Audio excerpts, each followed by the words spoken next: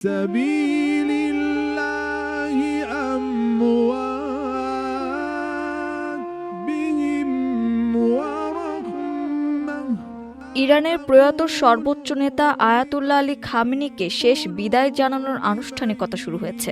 শোক, শ্রদ্ধা আর আবেগে ভরা এই আয়োজন শুধু একটি রাষ্ট্রীয় অনুষ্ঠান নয়, বরং ইরানের সাম্প্রতিক ইতিহাসের অন্যতম বড় অধ্যায়ে পরিণত হতে যাচ্ছে।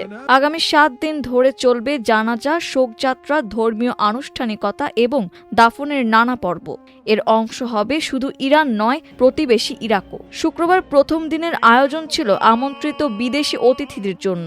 রাজধানী তেহরানের গ্র্যান্ড মোসাল্লা ধর্মীয় কমপ্লেক্সে রাখা হয়েছিল আলী খামেনি ও তার পরিবারের নিহত সদস্যদের কফিন।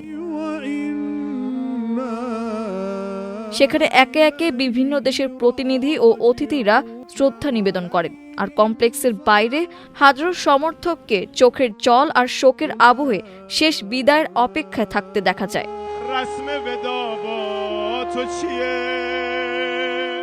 সরকারি ঘোষিত কর্মসূচি অনুযায়ী শনিবার সাধারণ মানুষ তাদের দীর্ঘদিনের নেতাকে শেষবারের মতো শ্রদ্ধা জানানোর সুযোগ পাবেন।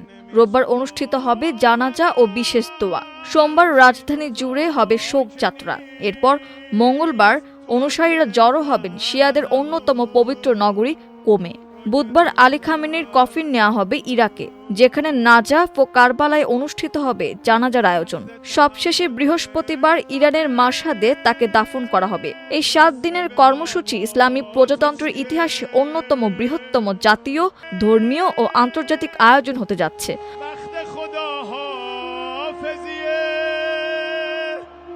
লাখো মানুষের অংশগ্রহণের মধ্য দিয়ে দেশের ঐক্য ও শাসন ব্যবস্থার প্রতি জনসমর্থনের বার্তা বিশ্ববাসীর সামনে তুলে ধরার লক্ষ্য রয়েছে সরকারের।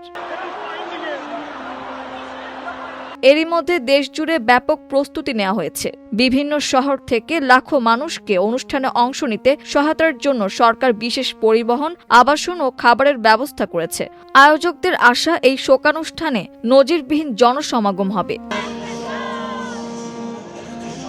এদিকে খামেনিকে শ্রদ্ধা জানাতে যুদ্ধ শুরুর পর প্রথমবারের মতো জনসম্মুখে উপস্থিত হয়েছেন ইসলামিক রেভলিউশনারি গার্ড কর্পস IRGCর প্রধান আহমেদ ওয়াহিদি। তার উপস্থিতিও অনুষ্ঠানে নতুন মাত্রা যোগ করেছে। তবে একটি বিষয় এখনো সবার কৌতূহলের কেন্দ্রবিন্দু।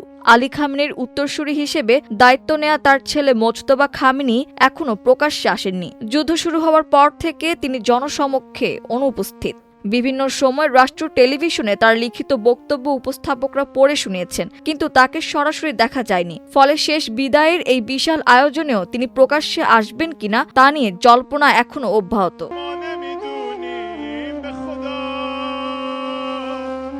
উল্লেখ্য, গত 28 ফেব্রুয়ারি যুক্তরাষ্ট্র ও ইসরায়েলের যৌথ হামলায় আলী খামেনি নিহত হন বলে ইরান দাবি করে। তার মৃত্যুর পর মধ্যপ্রাচ্যের রাজনৈতিক পরিস্থিতি নতুন মোড় নেয়। আর এখন 7 দিনের এই শেষ বিদায়ের আয়োজনকে ঘিরে তেহরান থেকে কারবালা পর্যন্ত শোক, আবেগ এবং রাজনৈতিক বার্তার এক অনন্য অধ্যায়ের সাক্ষী হতে চলেছে পুরো অঞ্চল।